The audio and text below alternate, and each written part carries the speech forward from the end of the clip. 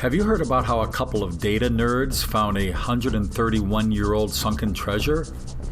It's a fascinating story about how Tommy Thompson and his neighbor Bob Evans found the most valuable sunken treasure in United States history.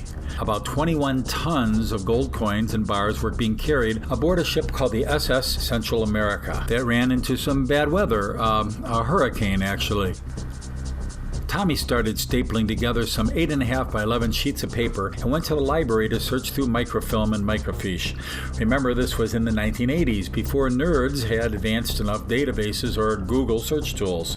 Instead, they, with the assistance of Larry Stone, used something called a Baysian Theory, which ironically is the base foundation on how modern search engines work. It involves poring through large sets of data and narrowing it down to the most likely area of finding the intended target, in this case treasure. The two of them did their level best to calculate such things as which way the winds were blowing at the time of the sinking, and even seemingly remotely anecdotal data in order to create an algorithm to determine the best likely location of the sunken treasure. It was called a data correlation matrix combined narrative, plotting the course of the USS Central America on its course from Havana on September 8, 1857, toward New York. To make a long story short, the data nerds followed a trail of headwinds measured in knots, charted the net speed of the ship, its intended trajectory, and the amount of deflected direction from the initial winds that accelerated into a tropical storm. And lo and behold, they found the projected sinking spot. X marks a spot, so to speak, except you can't exactly draw an X on the surface of an ocean. Oh, and one more thing. It was a fairly large X, about the size of Rhode Island in mass.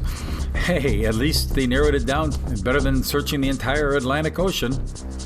So they took a floating high-tech sonar machine, high-tech from 1980 standpoint, and after a false alarm, finding a sunken ship without any gold, just about ready to give up, they went back to work and they found the right ship afterwards, about 200 miles offshore, with about a ton of gold in it.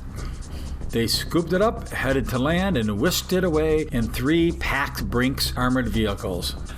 But that was when the nice guy nerds ran into a whole host of gold-digging opportunists, including 39 different insurance companies, each that filed lawsuits laying claim to the gold, saying they were entitled to it because they paid off insurance claims on the lost treasure in the 1800s. Lesson learned? Finding the gold wasn't easy, but it proved to be the easiest part.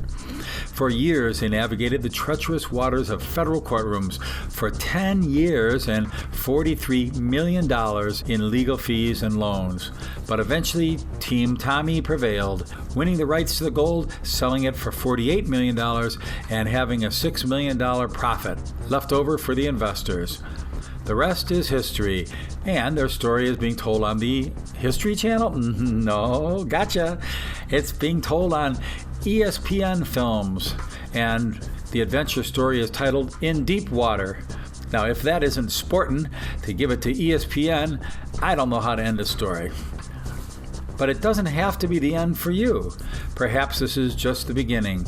Have you ever considered investing in gold coins? For a free booklet called Rediscovering Gold in the 21st Century, call 800-BUY-COIN. That's 800-289-2646. Or visit the webpage www.swissamerica.com.